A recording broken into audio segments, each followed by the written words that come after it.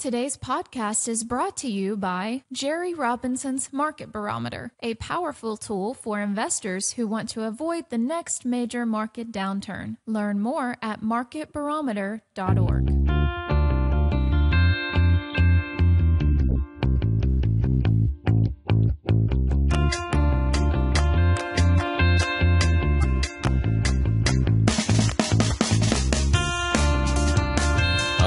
Friends, welcome to the Thursday edition of Follow the Money Daily, a daily podcast dedicated to your personal, spiritual, and financial freedom. My name is Jerry Robinson. I'm your host, your guide, leading you on an excursion to truth right here every single weekday. You can find us online at FTMDaily.com, stands for Follow the Money Daily. You can find us on Google by typing that in, or just type in FTMDaily.com into your URL bar, and you'll find us right there.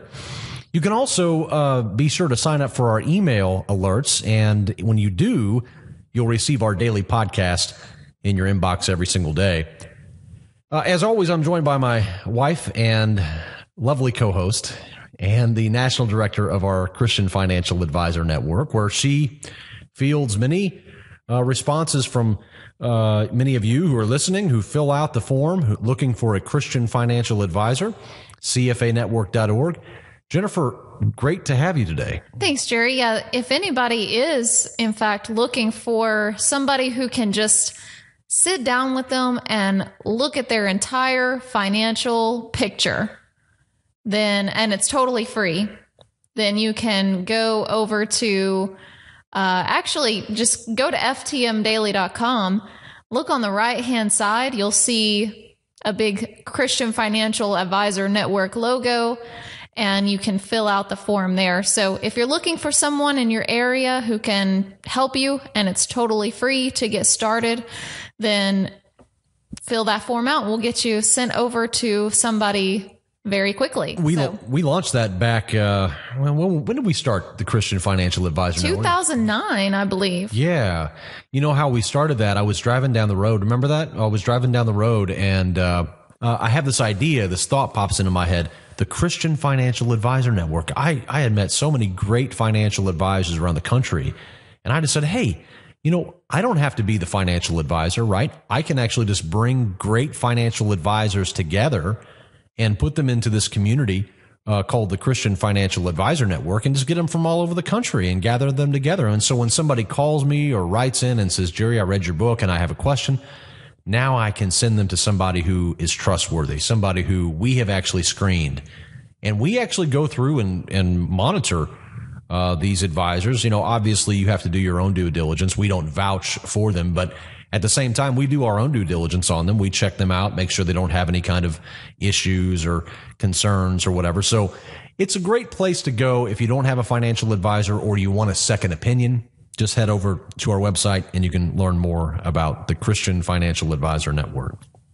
Okay, so on today's show, we took a break yesterday and kind of did a science and nature kind of show, kind of unusual for us, but at the same time, it had to do with preparation and the idea of this concept of a solar flare. So yesterday we talked about that, but I told you on yesterday's show I wanted to talk about the FOMC, the Fed, Janet Yellen, who, for all intents and purposes, must be the most dovish Fed chairman we've had in a very long time, giving the markets exactly what they want, continuing to talk up these markets, talking about how things are improving. And in fact, we have some clips from her press conference. If you take a look at these press conferences online, you'll see that they're about an hour long. We do the hard work of kind of culling out the good information for you. We have a few clips we're going to play you here. First of all, here's the summary that Janet Yellen begins with in her press conference, kind of giving us an idea of what the Fed came to as a decision after their two-day meeting this week. Roll the tape. The committee decided to make another modest reduction in the pace of its purchases of longer-term securities. The committee maintained its forward guidance regarding the federal funds rate target and reaffirmed its view that a highly accommodative stance of monetary policy remains appropriate. Okay, so highly accommodative monetary policy remains appropriate. This explains why stocks have gone back up to where they were before. The S&P 500 now, where is it at now? Sitting at close to 1950, isn't it? Yeah, it's actually 1958. Wow. Okay, so we are in now brand new territory, record high as we speak on the S&P 500. The markets liked what Janet Yellen had to say. I mean, this is what happened. But here's also what we noticed. Gold and silver. Jennifer, tell me the prices on those right now. Yeah, gold and silver today did something they hadn't done in a long time. Mm-hmm. Gold was up almost $40 at $13.16 today. Silver up, to $20.75, up almost $1. We haven't seen $20 in a while, have we? Yeah, so silver's up 5% today. Gold is up almost 4%. Those are big jumps for one day. It's really big. And people are now beginning to say, well, is gold and silver getting ready to have another big, massive rally? Well, you know what? On Friday, all of our subscribers received a buy alert on both gold and silver. And this was a short-term buying alert. It wasn't our big, massive, long-term buy signal that we've been waiting for. We're still waiting for that on gold. We're still waiting for that on silver. It's going to happen. I have no doubt about it. Because gold and silver have been suppressed. They've been fixed. The price has been fixed. This is all over the news if you just take a look and see what's been happening with the manipulation in the metals markets for so long. And people are waking up to it. But apparently, the economy is doing great. If you ask Janet Yellen, and inflation is in check. So let's hear what else she has to say. Roll the tape. The committee thus believes that economic activity is rebounding in the current quarter and will continue to expand at a moderate pace thereafter. Overall, the committee continues to see sufficient underlying strength in the economy to support ongoing improvement in the labor market.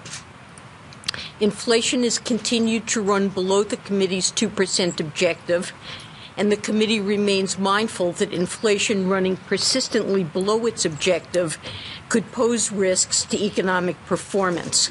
Yeah, so, I mean, the economy is doing great. Inflation is well in check, according to Janet Yellen, and the labor market is really going to recover and is going to continue to recover. Forget the fact that we have 1 out of 3 Americans who don't even have a job. I mean, 92 million Americans are not in the workforce out of, 312 million or whatever the number is. It's a massive number.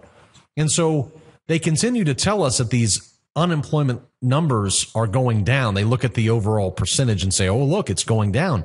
But what they don't tell you, and this has been one of the things that the mainstream press has been totally derelict on, is they're failing to mention that the reason why the number is going down is because the number of people in the labor force are going down. So whenever these people leave the labor force and then they leave the unemployment lines as well, and they get off the unemployment rolls, it looks like things are better.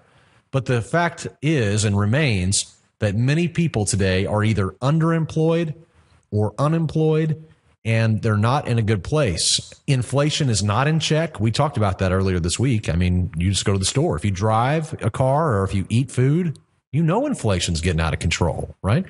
You see stock market prices rising. You see gold and silver prices rising. You see gas prices rising. And then you hear Janet Yellen, the monetary wizard in Washington, saying everything's fine. It looks like it's going up. I mean, forget the fact that we had a negative 1% GDP growth rate in the first quarter. Forget the fact that they downgraded their growth. And I think we have a clip of that. She talks about how they're actually downgrading the growth forecast for the GDP for this quarter. And not just that, but for the year. And she also said during the press conference that the first quarter was largely due to just, circumstantial data. That wasn't what's going to continue happening in the months to come. Yeah, I think we have a clip of that. Let's roll that tape. The central tendency of the projections for real GDP growth is 2.1 to 2.3% for 2014, down notably from the March projections, largely because of the unexpected contraction in the first quarter. So there was an unexpected contraction in the first quarter, which most of the economic minds have pointed to the weather and talked about how it really broke down the overall economy, and that's why it was down. Look, they're going to use any and all kinds of excuses. This is what they've done throughout history. I mean, in other countries, whenever they've been trying to pull off something similar, nothing to this magnitude, but whenever they've tried to talk the people into maintaining their belief in the economy, maintaining their belief in the currency, these are the kinds of things that they say. But this thing is breaking down. And I tell you, one of the most telling signs is what's happening in Russia and the Ukraine. We've talked about Iraq quite a bit. We've talked about what's happening in ISIS. And the president, by the way, actually made a comment on that today. He's looking to send in probably about 100 troops into Iraq to serve as advisors. And the primary reason for this, the reason why the Washington is not going to just start and launch military airstrikes are a couple of reasons. One, probably the most confusing reason, is that the Washington doesn't know which ones of these ISIS individuals are on their payroll. You know, they don't know who are theirs and which ones are the good guys, which ones are the bad guys, so to speak. They've trained some of these guys. They've provided some of these guys with weapons back in the Syrian war. Remember whenever all that hubbub about, the United States funding Al-Qaeda in Syria and it was all over, some of the alternative news sources. And then finally the mainstream press had to pick it up because it was becoming obvious. Well, those guys are now down in Iraq whipping up all kinds of crisis. And the U.S. has vested interest in some of those terrorists down there. So the first reason is because they don't know who to strike, just plain and simple. And so they need to put about 100 troops on the ground to find out, quote unquote, to work as advisors to tell Washington what's really going on. Who are these Sunni militants? Which ones are the bad guys? Which are the good guys? Then they can do surgical airstrikes and take out the ones they don't want. But the second reason why the U.S. is also hesitant to do any kind of airstrikes, aside from the fact that the population just doesn't want to hear about it, is Saudi Arabia. Believe it or not, here we go with the Saudis again. What did the Saudis say? Today, actually, there was an article written today or yesterday, I can't remember what day it came out, by one of the top government officials in Saudi Arabia saying the United States and Britain dare not launch airstrikes in Iraq. How come? Because it's the Iraqi people's problem. Well, not really, because I think I remember Saudi Arabia telling us they wanted us to get involved somewhere else. Well, Syria, that's what it was. They wanted us to get engaged in Syria. But here, they don't want us to do anything at all. This, again, is just more proof of the fact that Saudi Arabia doesn't want us messing with their game. The Saudis really want this area over in Iraq. They want this foothold in this region. And for this reason, they want the U.S. to stay out. They want Britain to stay out. They don't want any airstrikes. They don't want their guys that they put a bunch of money on to be killed in an airstrike because they are desperately trying to carve out a little position over here in Iraq to give themselves a little perch to watch over Iran and to really gain dominance in the Middle East. That's really what they're trying to do. They're trying to get the upper hand. Now, I say all that, and what does that have to do with the Fed? It has everything to do with the Fed. Because, see, the Fed is having to maintain this illusion of prosperity here in the United States as things are breaking down overseas. Russia and the Ukraine has fallen off the mainstream press. You don't even really see anything about it anymore. And when you do, it's just real minor kind of news. But I tell you what, it's actually worse now in Ukraine and in Russia than it was at any point whenever they were complaining about it before in the mainstream press. It's really descending very quickly over there. And Russia continues to saber rattle about the dollar. There is a new story coming out today from one of Putin's top economic advisors and the brainchild behind the Eurasian Economic Union, who is saying that it is time now finally to axe the dollar. Just cut it, to get rid of it. And even putting pressure upon European businesses to turn away from the dollar and begin using euros. The Russians are courting Europe and saying, you don't have to use the ruble with trade with us, just use the euro. Now, of course, Europe wants to use the euro. That's the most common currency that they have. Why would they use dollars? Well, because it pleases Washington, and this international trade in U.S. dollars props up our economy. So what's happening in Russia right now is being kind of blacked out. in the mainstream press. And it has a lot to do with this currency war, and it has a lot to do with the Fed's policy. The Fed's going to have to continue doing something supportive and talking up this economy as Russia and China continue to build this massive alliance against, against the dollar. Yeah, and Jerry, there was another story out just yesterday from AFP. And the headline is China to start direct yuan trade with British pound. And so that's just, like we said the other day, just another nail in the coffin of the dollar, because these countries like Russia and China and Iran, they just continue to cut out the middleman, which is the U.S. dollar, and start doing trade in their own currencies or directly with the other country involved. And London really is just salivating at the opportunity to become the yuan trading hub of the globe. But I can't make up my mind right now whether I think London is going to end up being the major clearing hub for the yuan, or whether Frankfurt will become that, because Germany is strongly angling for that role. And certainly German business wants to see that happen as well. So German industry is strongly for that. We'll kind of keep our eyes on Frankfurt. I think Frankfurt could outdo London in the long run as the central trading hub for the yuan. But the fact that Britain and China have sealed this deal is more evidence of the fact that the dollar is on its way out. And friends, I know that many of you have probably been hearing this message now for some time. Some of you have not. I mean, many of you are new to this message of the concept of the dollar losing value over time, and because of the lack of demand. In fact, I don't even really hear much about the lack of dollar demand really being blamed. Whenever I see headlines about the dollar collapsing, it doesn't really seem that they're getting that part. They just talk about how certain countries are saber-rattling about the dollar, but they don't fully explain in these articles how the dollar demand is imperative for the way of life for Americans. I mean, this is going to hit us over the head when it happens. I'm not kidding you. I've been saying this for a long time, and I sometimes feel like a broken record. And when I see gold and silver go up like it did today, it gives me some solace.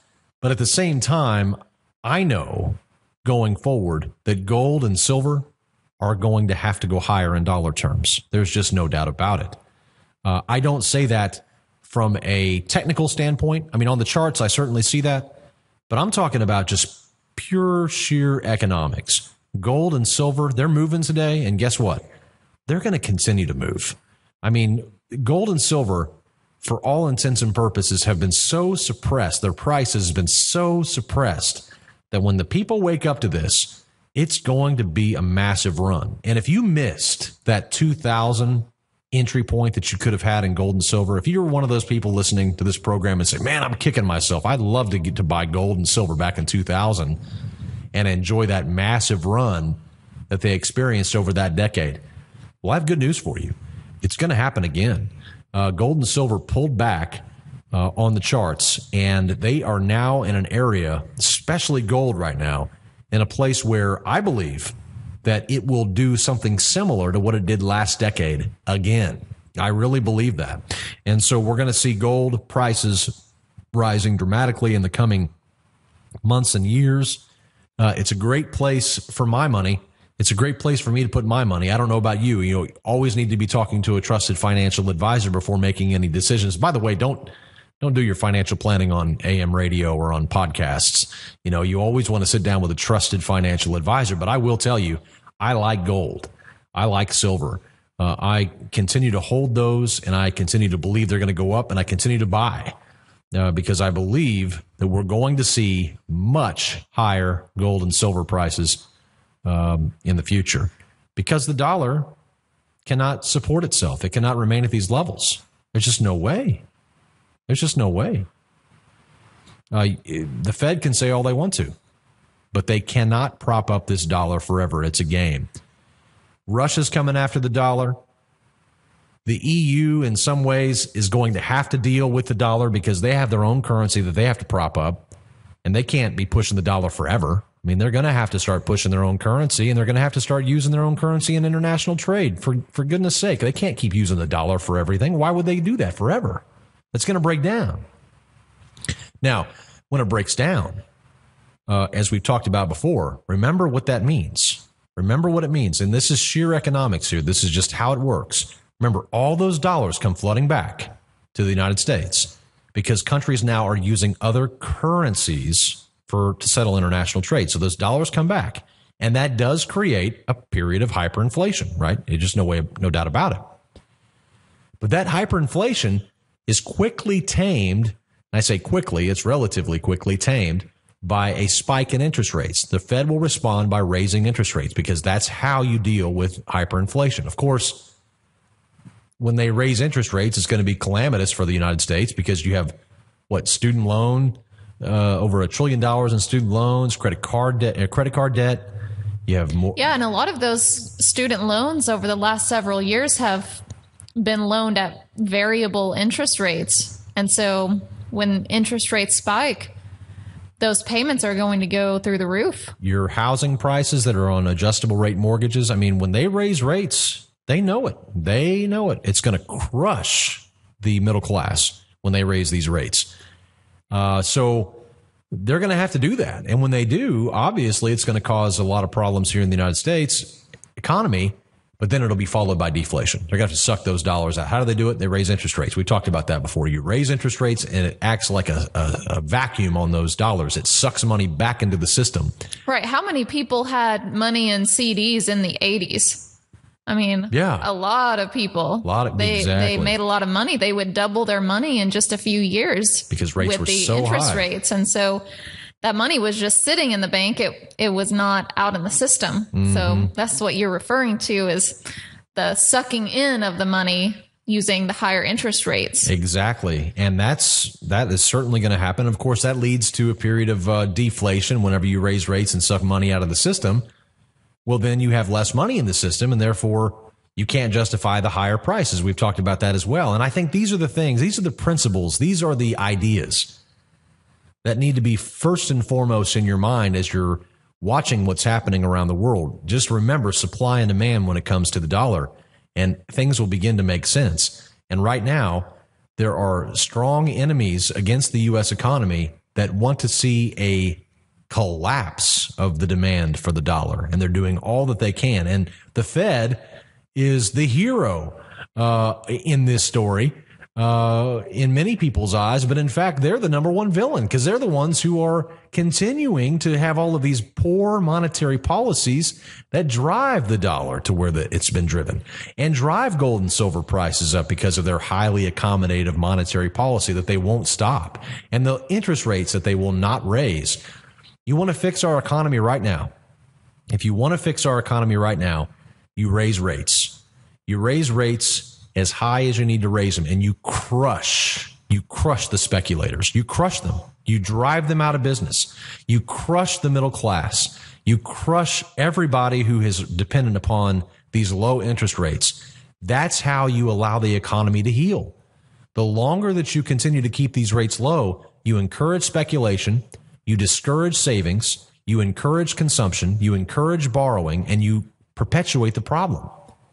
But if we will just raise these rates and allow the whole system to cave in and then let everybody lick their wounds and learn from it and move on, then we could get back to some semblance of sanity.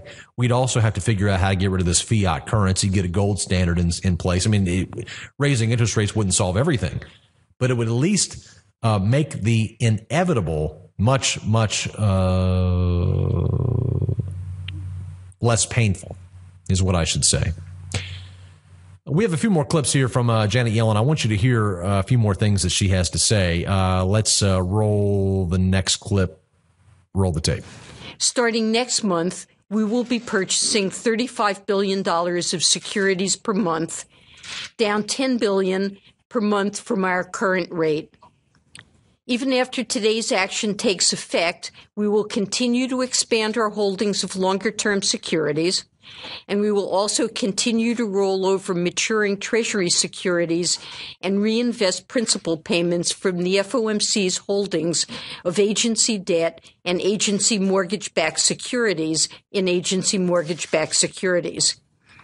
These sizable and still increasing holdings will continue to put downward pressure on longer-term interest rates, support mortgage markets, and make financial conditions more accommodative, helping to support job creation and a return of inflation to the committee's objective.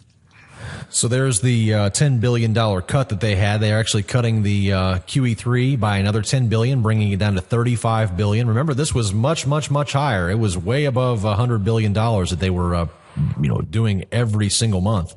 Now it's down to $35 billion, and they're continuing to bring it down. Now, Yellen adds in this next clip that rates are going to remain low for the foreseeable future. Let's hear this. Roll the tape.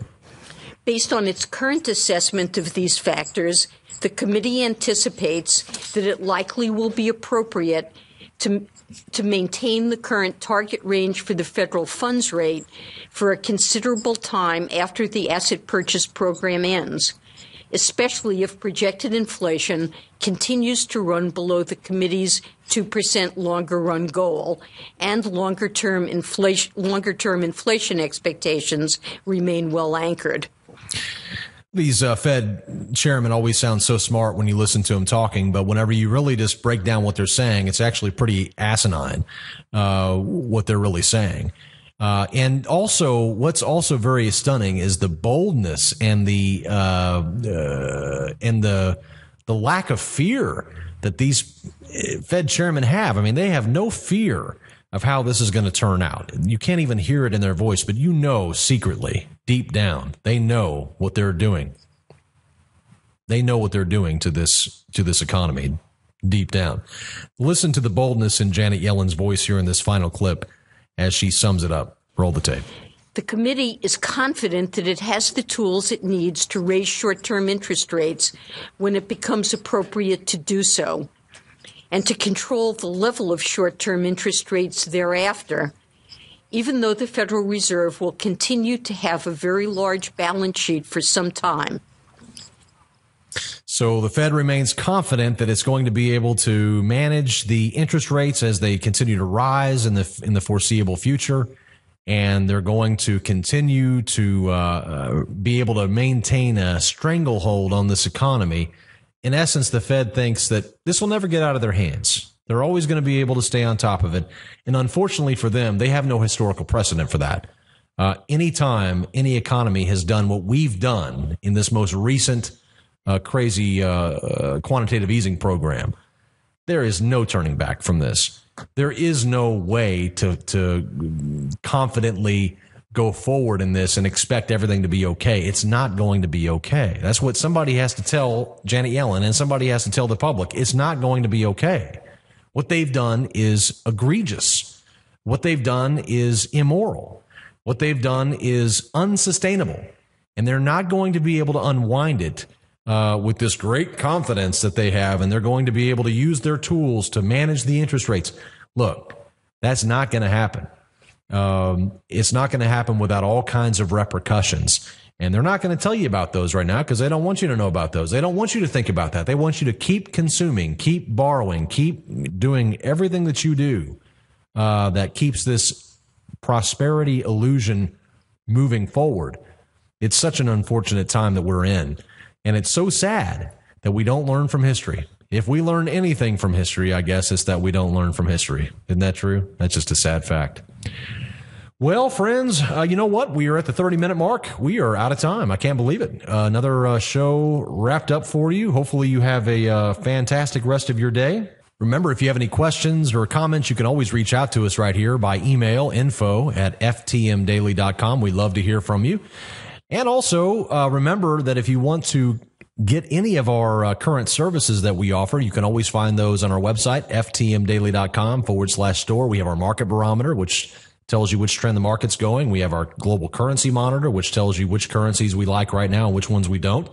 We have our global ETF report, just all kinds of stuff in our store that you can find.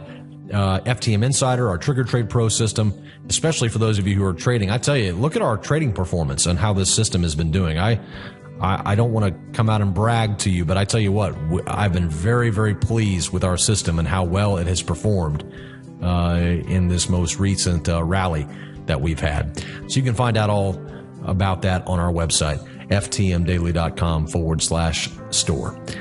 Well, as always, I leave you with this final word, this time spoken by the philosopher Socrates, when he said, "Beware the barrenness of a busy life."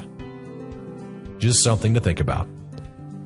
Remember, friends, when you want the truth, just follow the money. We'll see you right back here again tomorrow. Until then, God bless. All of the information contained on Follow the Money is strictly for informational and educational purposes. The views and opinions of our guests and sponsors, including Tom Cloud and Jay Peroni, are their own and do not necessarily represent the views of FTMDaily.com or Robinson Media Group, LLC. Jerry and Jennifer Robinson do hold their insurance licenses and may offer consulting on life insurance and fixed retirement income products. Jennifer Robinson is an investment advisor representative with Faith-Based Investor, LLC. Remember, never do your financial planning through podcast or radio. It's your money. Be wise. Do your due diligence and always consult a trusted financial professional before making any financial decision.